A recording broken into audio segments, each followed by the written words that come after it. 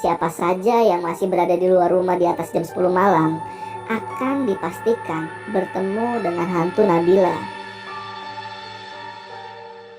Bapak-bapak itu menemukan potongan tubuh dari perut bagian bawah sampai kaki. Orang yang berpapasan dengannya akan digeret menuju suatu aliran sungai dan hantu ini berteriak menyuruh orang itu untuk mencarikan kepalanya. Kali ini gue mau bawain lagi cerita dari tweet horor Twitternya Emak atau ID Twitternya di @desiprayogo1. Makasih banget nih Emak udah ngizinin kita bawain ceritanya lagi. Buat teman-teman yang suka cerita horor, coba aja mampir-mampir ke Twitternya Emak. Kali ini gue mau bawain cerita dari salah satu narasumbernya Emak bernama Mas Yahya. Mas Yahya ini tinggal di salah satu desa di Ambon. Itu tahun 2005 ya. Kalau sekarang Mas Yahya ini udah tinggal di daerah Surabaya. Jadi saat itu di sekitar tahun 2005 sampai 2017, desanya ini gempar dengan teror salah satu makhluk yang cukup mengerikan nih. Jadi makhluknya ini adalah arwah dari korban mutilasi. Nama sosok hantu ini biasa disebut dengan nama hantu Nabila. Saat itu Mas Yahya itu masih menjalani pendidikan di salah satu instansi pemerintahan. Gak bisa gue sebutin di sini. Nah, untuk selengkapnya teman-teman bisa dengerin gue cerita sampai habis ya. Dan sebelum masuk ke ceritanya, gue mau infoin lagi nih, kalau sekarang Lentera Malam udah hadir di TikTok. Nah, buat kalian yang suka main TikTok, coba mampir-mampir ke TikToknya Lentera Malam. Nanti linknya gue taruh di deskripsi. Karena di situ gue dan tim Lentera Malam yang lain, termasuk Jamal, udah bikin konten-konten tentang cerita-cerita horor pendek yang kemungkinan besar nggak kita upload di YouTube. Jadi di TikTok itu agak sedikit berbeda lah sama konten yang ada di YouTube. Dan tujuan gue sama Jamal supaya pasukan Lentera Malam nggak bosan lah sama Lentera Malam. Jadi kedepannya gue sama Jamal bakal bikin banyak hal-hal baru tentang dunia perhororan ini, biar kalian nggak bosan sama Lentera Malam dan tetap setia sama kita. Yaudah, biar openingnya nggak kelamaan, kita langsung masuk aja lah ceritanya. Tanpa basa-basi lagi, cerita horor dimulai.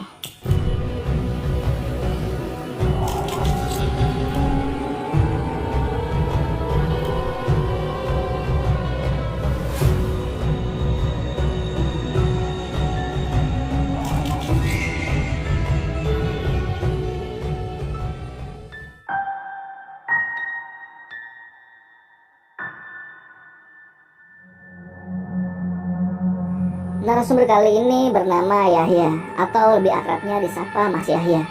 Mas Yahya ini bekerja di salah satu instansi pemerintahan di Ambon, tapi sekarang sudah pindah tugas di Surabaya. Kali ini Mas Yahya ingin membagikan pengalaman pribadinya saat berhadapan langsung dengan hantu Nabila yang diduga sebagai korban mutilasi. Hantu Nabila ini sempat menggemparkan salah satu desa di kota Ambon, yaitu desa tempat Mas Yahya ini tinggal. Kejadiannya itu kisaran tahun 2015 silam nih. Mas Yahya bercerita saat itu dia masih menjalani pendidikan di Ambon. Malam itu Mas Yahya terpaksa harus pulang malam di atas jam 10 malam karena tuntutan dari tempat Mas Yahya ini menimba ilmu. Menurut penuturan Mas Yahya, siapa saja yang masih berada di luar rumah di atas jam 10 malam akan dipastikan bertemu dengan hantu Nabila. Sampai-sampai sekitar tahun 2015 sampai tahun 2017 di desa tempat tinggal Mas Yahya ini tidak ada yang berani keluar rumah di atas jam 10 malam. Kalaupun ada yang pulang malam, pasti mereka memilih untuk numpang tidur di rumah temannya atau saudara lain yang lokasinya di luar desa tersebut. Menurut kesaksian orang-orang yang benar-benar melakukan kontak langsung dengan hantu Nabila itu, mereka berkata kalau hantu ini sangat mengerikan, di mana orang yang berpapasan dengannya akan digeret menuju suatu aliran sungai yang terhubung dengan laut. Lalu dilempar ke dalam air dan hantu ini berteriak menyuruh orang itu untuk mencarikan kepalanya. Yang konon katanya sampai saat ini belum diketemukan bagian kepala dari hantu Nabila itu.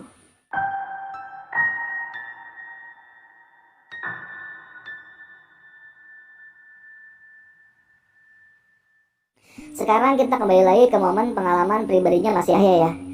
Saat itu Mas Yahya menganggap bahwa kisah tentang hantu Nabila ini hanyalah mitos belaka. Padahal temannya sudah menyarankan dia untuk tidur saja di kamar asrama. Tapi Mas Yahya ini menolak dan memilih untuk tetap pulang saat itu.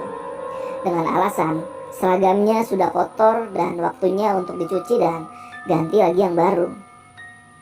Karena Mas Yaya ini tipe orang yang keras kepala, jadi temennya pun gak bisa berbuat apa-apa dan membiarkan Mas Yaya ini pulang. Dia pulang dengan mengendarai motor bebeknya. Awalnya semua berjalan baik-baik saja, sampai ketika Mas Yaya mulai memasuki daerah desanya. Info sedikit nih, kalau kita mau masuk ke desanya Mas Yaya ini, kita akan disambut dengan lapangan bola di sebelah kanan dan rumah kosong di sebelah kiri. Rumah inilah yang terkenal sebagai tempat mutilasi hantu Nabila. Awalnya semua baik-baik saja, sampai saat Mas Yahya ini hampir selesai melewati rumah itu. Jok belakang motor Mas Yahya tiba-tiba terasa seperti ada yang menaiki. Padahal motornya sedang berjalan dengan kecepatan 80 km per jam. Di situ Mas Yahya coba menengok ke spion kirinya. Ternyata di situ terlihat ada sesosok perempuan dengan rambut panjang sedang duduk di jok belakang motornya Mas Yahya. Karena Mas Yahya ini ketakutan, dia langsung berhenti dan turun dari motornya. Kemudian dia lari sekencang mungkin meninggalkan motornya. Sedangkan hantu ini tetap mengikuti Mas Yahya sambil berjalan terseok-seok. Karena memang kaki kiri hantu ini terlihat patah. Tapi Mas Yahya tetap berlari sekuat tenaganya. Tak lama, Mas Yahya pun sampai juga di rumahnya.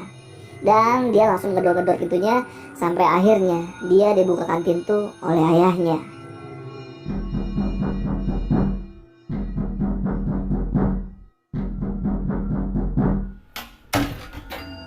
Nah, karena ayahnya sepertinya sudah tahu apa yang sudah dialami sama anaknya itu, setibanya di rumah, Mas Yahya langsung disuruh mandi oleh ayahnya agar tidak diikuti oleh si hantu Nabila itu lagi.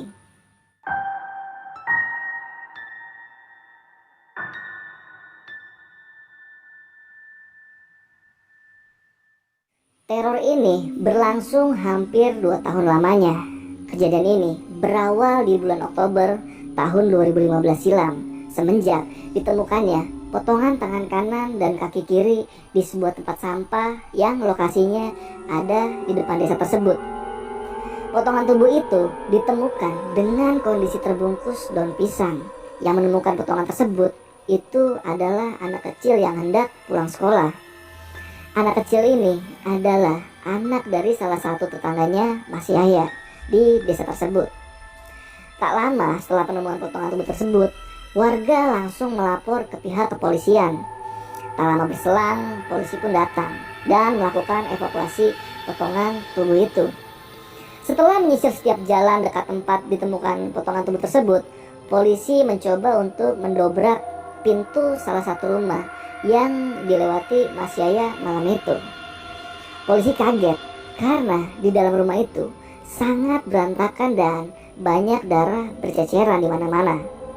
Polisi pun dibuat makin tercengang dengan ditemukannya seonggok badan yang hanya terdiri dari leher sampai perut saja, dengan tangan kiri yang masih nyambung ke badannya. Hasil identifikasi menjelaskan bahwa itu adalah tubuh milik seorang perempuan yang diperkirakan usianya sekitar 30-35 tahun. Polisi menyimpulkan kemungkinan tangan yang sebelumnya ditemukan di awal itu adalah gabungan dari badan ini yang ditemukan di rumah itu.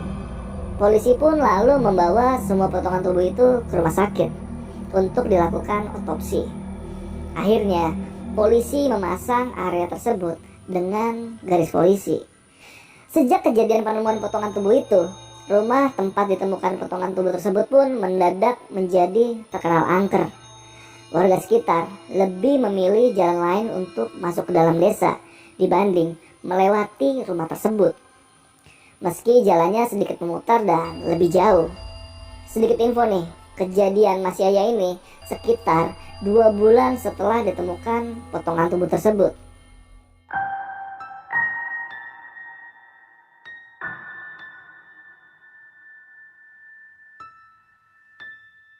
Sekitar 1 minggu setelah ditemukan potongan tubuh yang pertama, ada seorang bapak-bapak yang hendak pergi ke sawah. Di rawa sekitar pesawahan, bapak-bapak itu menemukan potongan tubuh dari perut bagian bawah sampai kaki. Akan tetapi, kondisi potongan tubuh itu kakinya hanya ada sebelah saja, yaitu bagian sebelah kanan. Melihat hal itu, bapak-bapak ini lari terbirit-birit sambil teriak-teriak, sampai suaranya membuat orang-orang desa keluar rumah siang itu. Kebetulan saat itu hari Sabtu dan Mas Yahya juga sedang libur. Setelah ditanya warga dan bapak itu menceritakan semuanya, akhirnya salah satu aparat desa kembali menghubungi polisi dan polisi kembali melakukan penyelidikan. Potongan tubuh itu pun dibawa ke rumah sakit oleh pihak kepolisian. Beberapa hari berikutnya, polisi menginformasikan kepada warga setempat bahwa potongan tubuh tersebut adalah bagian tubuh dari potongan tubuh yang ditemukan di rumah waktu itu. Polisi mulai mengumpulkan data-data dan kesaksian dari para warga saat itu.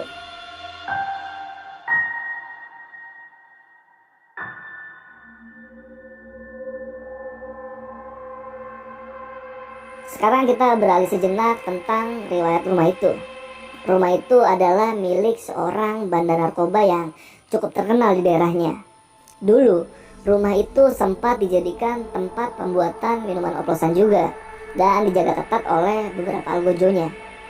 Sampai akhirnya, sepemilik rumah pindah dari rumah itu dengan semua anak buahnya, yang akhirnya rumah itu pun kosong lalu disewakan. Suatu ketika, sekitar tahun 2014 akhir, ada seorang wanita dan laki-laki yang masih cukup muda menempati rumah itu. Mereka bilang kalau sudah menyewa rumah itu dari pemilik rumah sebelumnya, yaitu yang bandar narkoba itu, dan akan menempati rumahnya malam itu juga. Dua orang ini bukan orang Ambon, melainkan orang perantauan dari Aceh.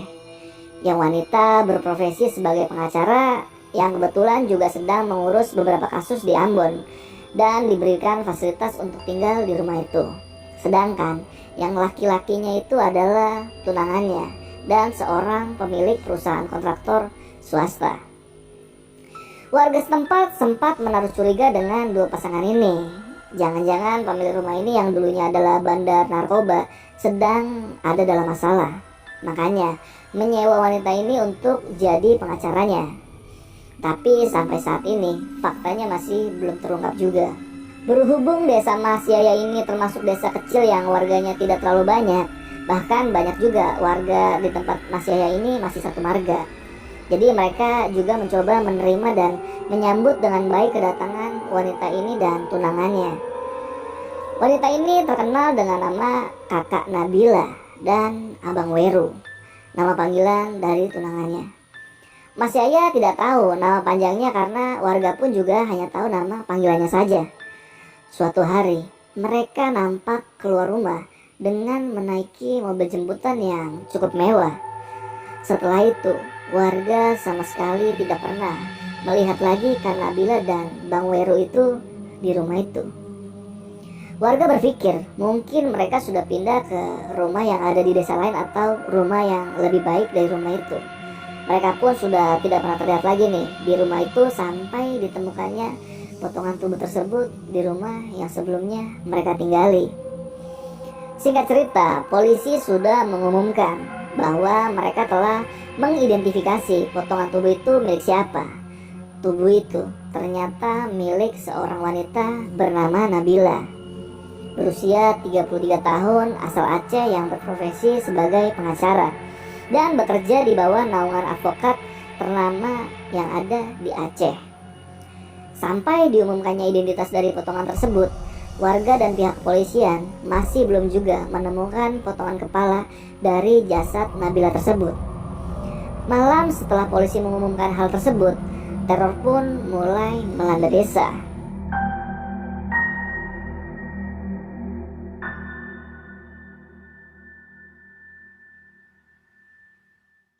Ada satu cerita lagi yang dialami warga dan diceritakan oleh Mas Yahya nih.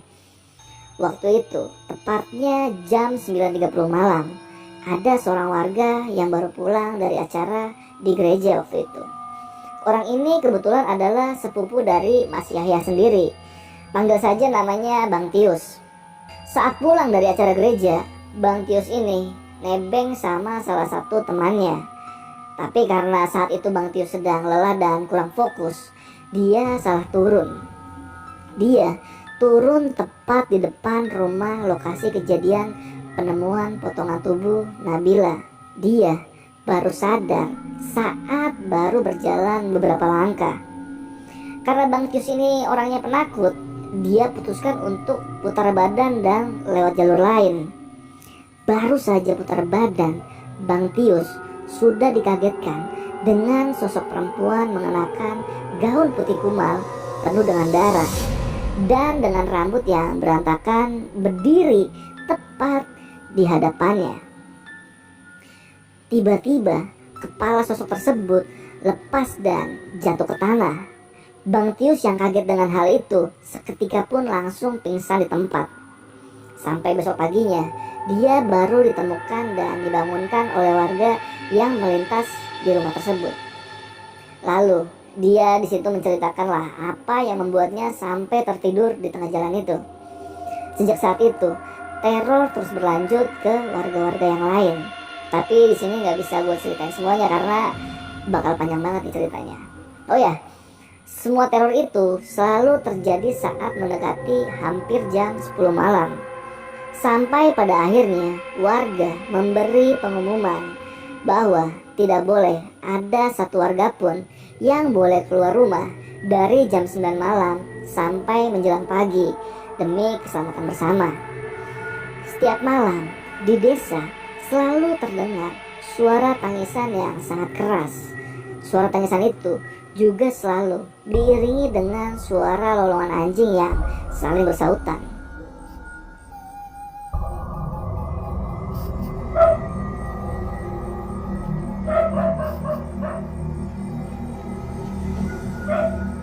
Suatu hari salah satu tetua desa di sana pernah didatangi hantu ini lewat mimpi. Bapak ini sapa saja dengan nama Pak Tian. Pak Tian bercerita, dalam mimpinya hantu itu hanya menunjuk kepala Pak Tian lalu mengarahkan jarinya ke arah aliran sungai yang mengarah ke laut. Menurut Pak Tian, kemungkinan kepalanya itu dibuang ke laut melalui sungai tersebut. Pak Tian sempat mencoba memberitahu tim kepolisian agar diadakan penyisiran ke sungai tersebut, tapi tidak membuahkan hasil juga. Nah, karena sudah berbulan-bulan jasadnya ada di rumah duka, akhirnya polisi memutuskan untuk memberikan jasadnya ke keluarganya yang ada di Aceh untuk dimakamkan walau tanpa kepala. Tapi teror demi teror masih belum berhenti. Karena saking mencekamnya suasana desa, akhirnya seminggu sebelum Natal tahun 2017, semua warga berinisiatif untuk melakukan upacara adat untuk menenangkan arwah tersebut. Semua warga saling berbondong-bondong gotong royong untuk mengadakan upacara adat tersebut agar arwah itu segera tenang di alamnya. Hari yang ditunggu-tunggu pun datang. Semua persiapan pun sudah siap. Kebetulan juga saat itu Mas Yahya sedang libur semester. Jadi saat upacara adat, Mas Yahya bisa ikut serta. Nah, menurut Mas Yahya, proses upacara adat itu berlangsung tidak mudah. Tiba-tiba datang angin yang sangat kencang, seakan ingin menyapu semua yang ada di situ.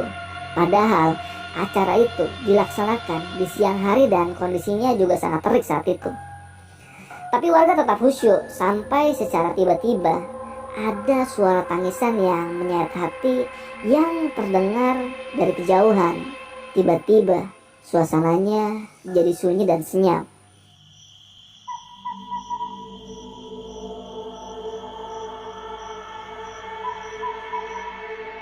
Semua tidak ada yang berani bersuara dan hanya dia membisu saat itu, seakan takut membuka obrolan. Info sedikit, acara itu dilakukan di lokasi aliran sungai yang terhubung dengan laut. Yang biasanya si hantu itu sering melempar orang ke sungai itu dan minta dicarikan kepalanya. Tapi syukurlah, kebaikan berpihak kepada warga. Ternyata usaha warga membuahkan hasil. Sejak saat upacara adat itu dilaksanakan, sudah tidak ada lagi nih teror dari hantu Nabila tersebut, dan semua warga dapat hidup tentram di desanya tanpa ada gangguan lagi dari hantu Nabila yang minta dicarikan kepalanya. Bersamaan dengan itu juga, tiba-tiba kasus ini ditutup oleh pihak kepolisian. Dan sampai saat ini kita masih belum tahu siapa pelaku yang membunuh dan memutilasi Kak Nabila. Sedangkan untuk kondisi tunangannya atau Bang Weru sudah tidak tahu lagi di mana batang hidungnya. Warga berharap semoga Mas Weru ini dalam kondisi keadaan baik-baik saja, meskipun warga tahu kemungkinannya kecil untuk Mas Weru ini dalam kondisi baik-baik saja, mengingat kondisi tunangannya atau Kak Nabila itu sudah mengenaskan.